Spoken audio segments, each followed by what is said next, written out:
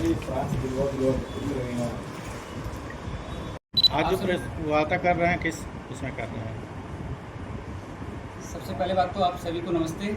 बहुत बहुत धन्यवाद कि आप सभी लोग अपना कीमती समय निकाल के विद्यार्थी परिषद के प्रेस कॉन्फ्रेंस में उपस्थित हुए। ये प्रेस कॉन्फ्रेंस अभी हाल ही में छत्तीसगढ़ की राजधानी रायपुर में संपन्न हुई राष्ट्रीय कार्यकारिणी सदस्य बैठक के निमित्त यहाँ पे रखी गई है। हम सभी के बीच में कुछ परिचय है। आप श्री मयंक राय जी हैं, आप इस गोरज प्रांत के प्रांत मंत्री हैं। आप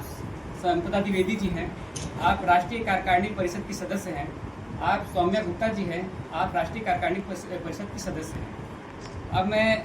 मयंक राय जी से आग्रह करूंगा कि वो इस प्रेस कॉन्फ्रेंस को आगे बढ़ाएं। सभी को नमस्ते। सबसे पहले तो आज अपने ज्येष्ठ माह के अंतिम मंगलवार की सभी को शुभकामनाएं देता हूं और यह मंगल कामना करता हूं कि बजरंगबली सभी पर आशीर्वाद बनाए रखें, इस पूरे सृष्टि का कल्याण हो। जैसा कि अभी मीडिया संयोजक शिवम पांडे जी ने बताया कि विश्व के सबसे बड़े छात्र संगठन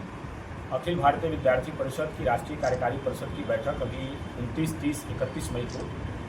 छत्तीसगढ़ की राजधानी रायपुर में संपन्न हुई है। शिक्षा के क्षेत्र में, समाज के क्षेत्र में काम करने वाला विश्व का सबसे बड़ा और अग्रणी छात्र संगठन विद्यार्थी परिषद समय समय पर कार्यक्रमों और अपने बैठकों के माध्यम से समाज और देश में होने वाली गतिविधियों पर अपनी नज़र भी रखती है और जहां आवश्यकता पड़ती है वहां समर्पण के साथ उपस्थिति भी दर्ज कराती है। इसी विषय को लेकर के छत्तीसगढ़ के रायपुर में 3 दिवसीय बैठक, जो कि वर्ष में एक बार राष्ट्रीय कार्यकारी परिषद के रूप में होती है, उसकी बैठक संपन्न हुई। इस बैठक में छात्र हित,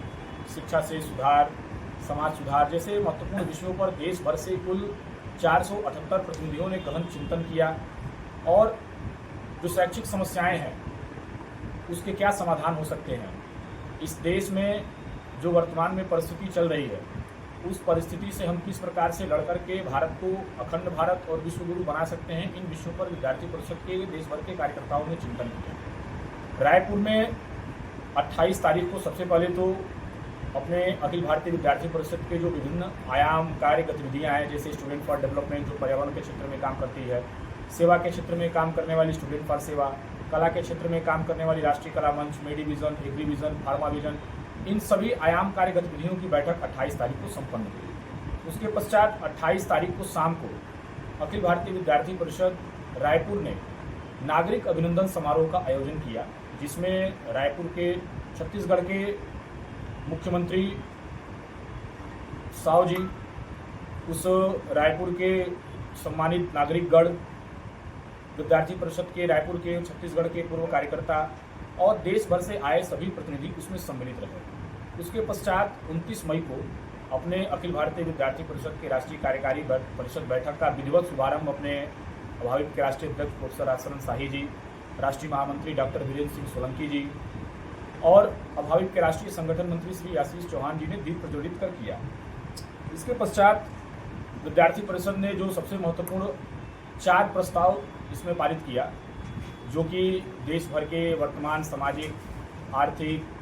शैक्षिक परिस्थितियों पर आधारित है। जिसमें विद्यार्थी परिषद का जो सबसे पहला प्रस्ताव है वो है कोचिंग संस्थानों की मनमानी और विद्यार्थियों के शोषण पर नियंत्रण हेतु नीति बनाए सरकार। ये विद्यार्थी परिषद का पहला प्रस्ताव था। आप आज देख रहे होंगे कि समाज में किस प्रकार से कोचिंग सेंटरों का प्रचलन लगातार बढ़ता जा रहा है। विद्यार्थियों का अब आकर्षण भी शैक्षिक संस्थानों के बजाय कोचिंग सेंटरों की तरफ बढ़ रहा है और कोचिंग सेंटर पूरी तरह से शिक्षा के व्यवसायीकरण को बढ़ावा दे रहे हैं। इसलिए विद्यार्थी परिषद का यह मानना है कि जब तक विद्यार्थी परिसरों में नहीं जाएगा, जब तक उसका शिक्षक छात्र का संवाद नहीं होगा, तब तक एक अनुशासित और सामाजिक परिस्थिति उसकी अनुकूल नहीं होगी, उसका विकास उस तरह से नहीं हो पाएगा। इसलिए विद्यार्थी परिषद ने पहला प्रस्ताव ये रखा। इसके बाद जो विद्यार्थी परिषद का दूसरा प्रस्ताव था वह केंद्रीय विश्वविद्यालयों में कुलपतियों की नियुक्ति में हो रही अनियमितता और देरी, इस विषय पर चिंता जाहिर करते हुए विद्यार्थी परिषद ने अपना दूसरा प्रस्ताव पारित किया, जिसमें देश भर के सभी प्रतिनिधियों ने हिस्सा लिया और अपने सुझाव विचारों के माध्यम से जो हो सकता था उन सभी विषयों पर व्यापक चर्चा की। साथ ही भारत की आंतरिक सुरक्षा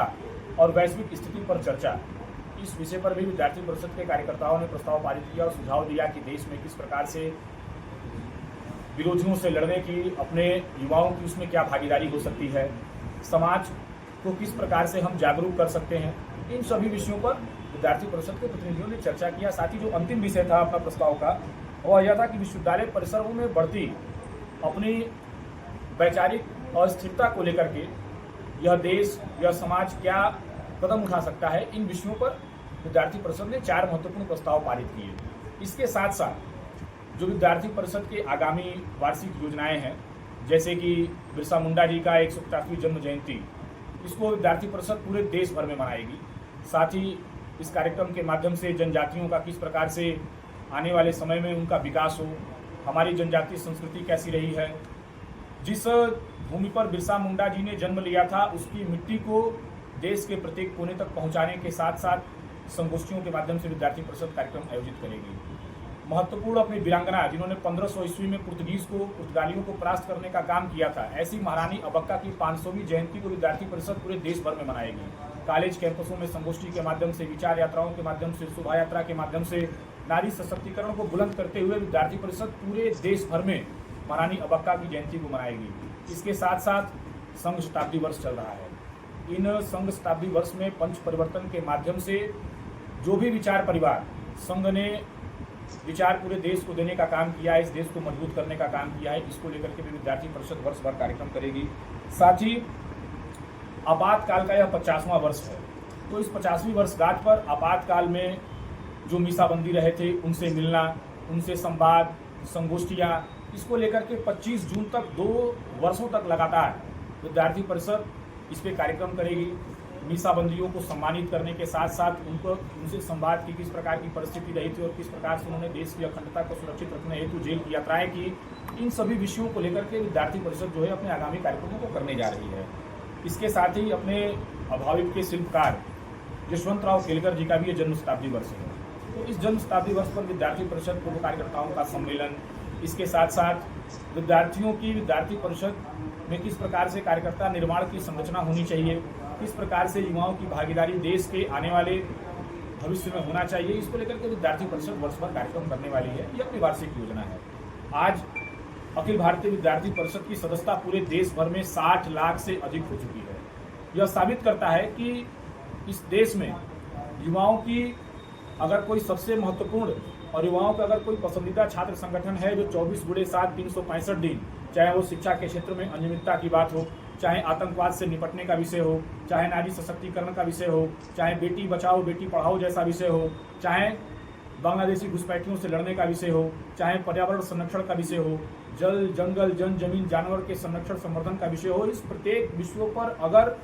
कोई मुखर है वह विद्यार्थी परिषद के कार्यकर्ता है, विद्यार्थी परिषद है। इसलिए 60 लाख से अधिक युवाओं की सदस्यता यह साबित करती है कि विद्यार्थी परिषद की छात्र संगठन की स्वीकार्यता पूरे देश भर में सबसे अधिक है। तो इन सभी विषयों पर शिक्षा के क्षेत्र में, राष्ट्र निर्माण के क्षेत्र में, छात्र हितों के लिए प्रतिबद्ध संगठन के रूप में विद्यार्थी परिषद काम कर रही है। और अभी अभी ऑपरेशन सिंदूर और ऑपरेशन कगार के माध्यम से जो देश ने पाकिस्तान और आतंकवाद को निस्तानाबूद करने का काम किया है, उनको माकूल जवाब देने का काम किया है, इसको लेकर के युवाओं की क्या भागीदारी हो सकती है, युवाओं को किस प्रकार से आगे आकर के ऐसी विषम परिस्थितियों में लड़ना चाहिए, इसको लेकर के विद्यार्थी परिषद ने सराहा है। ऑपरेशन सिंदूर को, ऑपरेशन कगार को सराहा है और विद्यार्थी परिषद ने तय किया है कि आगे आने वाले समय में अगर आवश्यकता पड़ेगी तो विद्यार्थी परिषद के कार्यकर्ता सरहद और सरहद के पार पाकिस्तान में जाकर के भी उनसे लड़ाई लड़ने के लिए आवश्यकता पड़ेगी तो जाने का काम करेंगे। ऐसे विषयों पर विद्यार्थी परिषद ने 3 दिन गहन चिंतन किया, 3 दिन चर्चाएं की और इन चर्चाओं से शिक्षा के क्षेत्र में अनियमितताओं को हटाने के साथ साथ हम समाज में और देश में किस प्रकार से युवाओं की भागीदारी ला सकते हैं, किस प्रकार से उनको मोटिवेट करके सकारात्मक दिशा में काम करने के लिए प्रेरित कर सकते हैं, इन विषयों को लेकर के विद्यार्थी परिषद ने चर्चा की है। साथ ही अपनी राष्ट्रीय शिक्षा नीति, चरित्र निर्माण के माध्यम से युवाओं का बौद्धिक विकास, यानी कि कुल मिलाकर के विद्यार्थी परिषद का लक्ष्य केवल संगठन का विस्तार करना ही नहीं है, अपितु राष्ट्र के प्रति एक समर्पित युवा, वैचार के प्रति जागरूक युवा, किस प्रकार से वह समाज में उत्तरदायी युवा का अपना कर्तव्य निभा सकता है, इस विषय को लेकर के युवाओं के मध्य जागरूकता अभियान को लेकर के विद्यार्थी परिषद ने काम किया है। तो अपने इन 3 दिन का जो महत्वपूर्ण चर्चा अभियान था, जो विद्यार्थी परिषद अपने गोरक्ष प्रांत के 8 प्रतिनिधियों ने जाकर के राष्ट्रीय कार्यकारी परिषद बैठक में अपनी उपस्थिति दर्ज कराई थी और अपने गोरक्ष प्रांत के वर्तमान शैक्षिक परिस्थिति, सामाजिक पृष्ठभूमि और यहाँ की वर्तमान शैक्षिक आवश्यकता को लेकर के वहाँ अपना विषय रखा। ये सारा विषय अपना 29 से 31 मई 2025 को रायपुर में राष्ट्रीय कार्यकारी परिषद की बैठक में ऐसी चर्चा हुई। इसको लेकर के आज विद्यार्थी परिषद गोरखपुर प्रांत ने आप सभी के माध्यम से प्रेस कॉन्फ्रेंस करके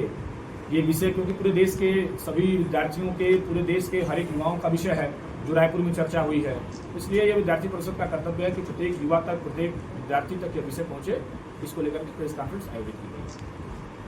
बाकी अगर आप लोगों को कोई सवाल हैं